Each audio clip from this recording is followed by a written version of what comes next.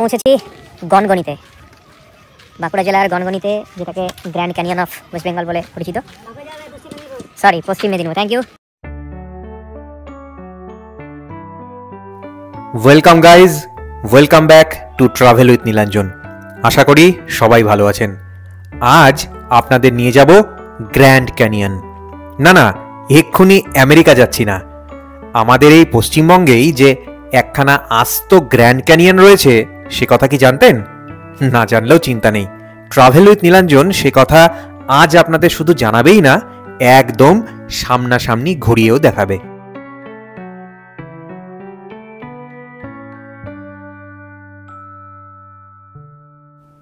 পশ্চিম মেদিনীপুরের গড়বেতা শহরে রয়েছে একটি জনপদ গনগনি, আর সেখানেই এই গ্র্যান্ড ক্যানিয়নের অবস্থান। মেদিনীপুর শহর থেকে এই জায়গার দূরত্ব কম বেশি 55 কিলোমিটার মতন, আর বিষ্ণুপুর থেকে এই গনগনির দূরত্ব 28 কিলোমিটার।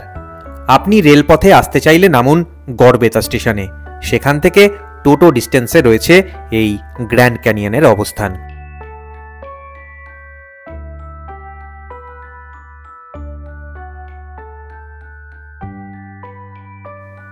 গাছের সারির ভিতর দিয়ে লাল মাটির রাস্তা এগিয়েছে গ্র্যান্ড ক্যানিয়নের দিকে।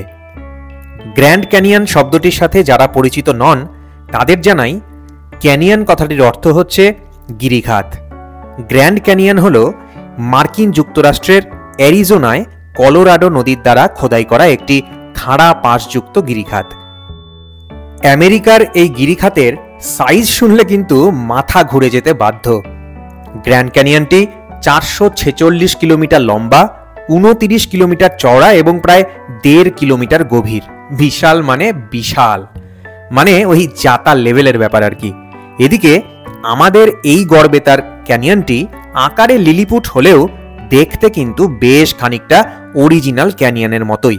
আর তাছাড়া তুলনায় না গিয়েও যদি সাদা চোখেও দেখেন, তাহলেও এরকম অদ্ভুত ভূমিরূপ আর কোথাও দেখতে পাবেন না, সেটা কিন্তু গ্যারেন্টি।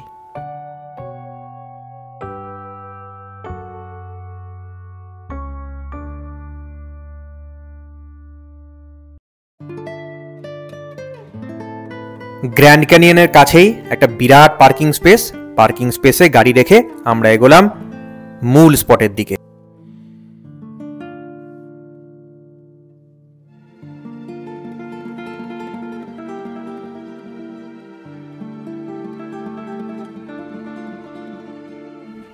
ওই যে সামনে বড় ফটকটা দেখছেন, সেটা হচ্ছে একটা পার্ক। নিচে লেখা রয়েছে সেখানে নাকি প্রাচীন বক রাক্ষসের হাড় সংরক্ষিত আছে। মাইথোলজিকে একবার চাক্ষুষ করতে ঢুকে পড়তেই পারেন এই পার্কে। এন্ট্রি ফি সামান্যই, তবে আমাদের হাতে সময় কম থাকায় আমরা পার্ককে পাশ কাটিয়ে এগিয়ে চললাম আমাদের মূল দ্রষ্টব্য ক্যানিয়ন দেখব বলে।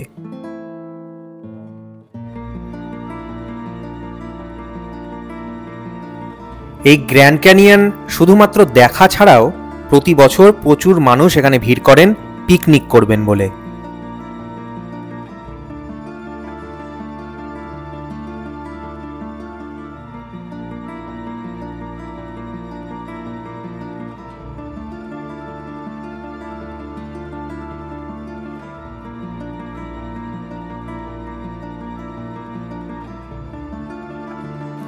মেদিনীপুর জেলায় এই ওয়েস্ট বেঙ্গলের গ্র্যান্ড ক্যানিয়ন রয়েছে।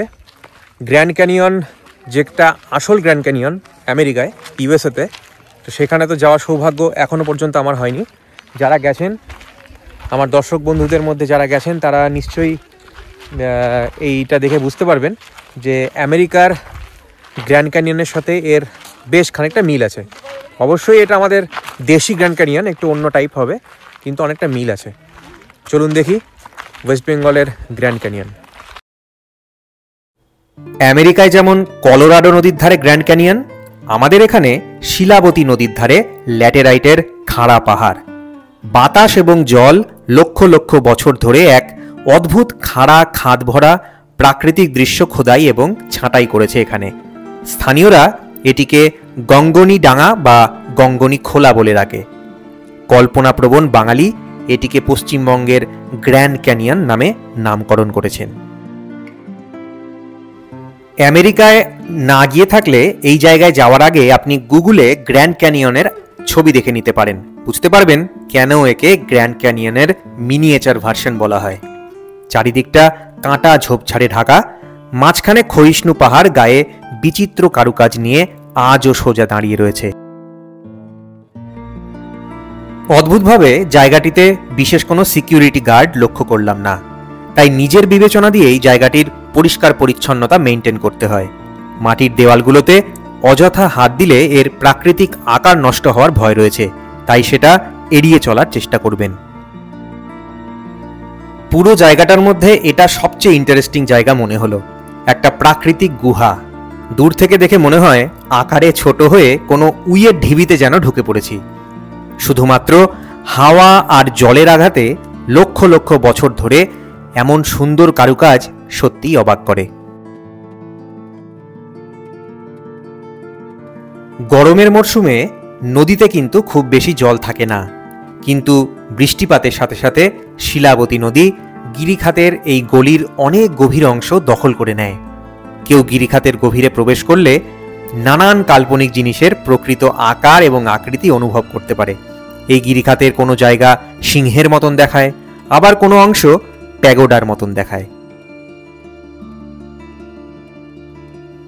এই জায়গার সাথে একটা পুরনো জনশ্রুতি জড়িয়ে রয়েছে। মহাভারতের পঞ্চপাণ্ডব আর মাতা কুন্তী এইখানেই নাকি তাদের অজ্ঞাতবাসের কিছু সময় কাটিয়েছিলেন, আর এই গনগনিতেই মহাবলী ভীমসেন রাক্ষস বকাসুরকে ভয়ানক যুদ্ধে বধ করেন। প্রচণ্ড যুদ্ধের দাপটে এই জায়গার মাটি কুঁচকে ফেটে গিয়ে এই রকম আকার ধারণ করেছে। কল্পনার ডানা প্রসারিত করলে অবশ্য কিছুই অসম্ভব মনে হয় না।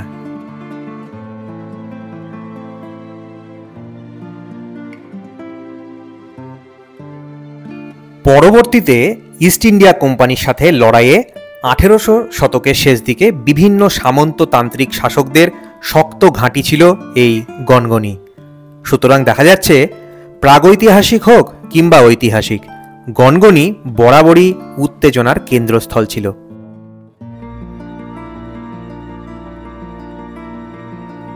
বর্তমানেও ভ্রমণ পিপাসু মানুষের মনে গনগনি একটা অত্যন্ত পছন্দের জায়গা।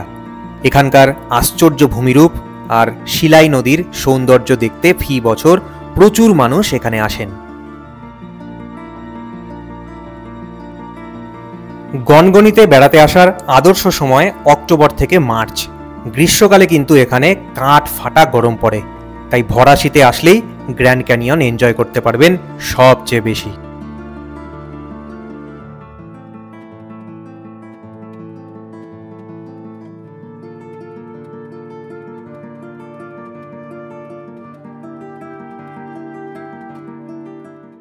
গনগনিতে আসলে হাতে 1 ঘন্টা রাখুন, 40-45 মিনিটের মধ্যে আপনার এটা পুরোপুরি খুব সুন্দরভাবে দেখা হয়ে যাবে।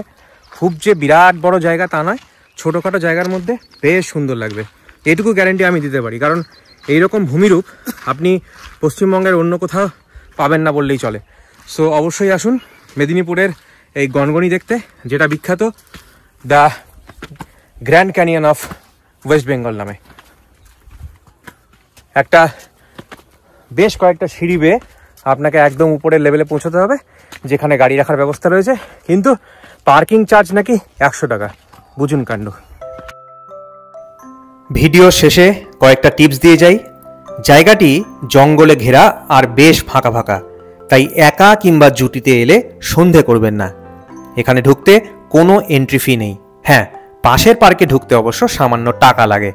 খিদে পেলে এখানেই পেয়ে যাবেন টিফিন আর জল। লাঞ্চের জন্য রয়েছে দুপুরের ভাতের একাধিক হোটেল। আশা করি পশ্চিমবঙ্গের গ্র্যান্ড ক্যানিয়ন সম্পর্কে একটা সম্যক ধারণা দিতে পেরেছি। এরপরেও কোনো প্রশ্ন থাকলে কমেন্ট বক্স খোলা রইল।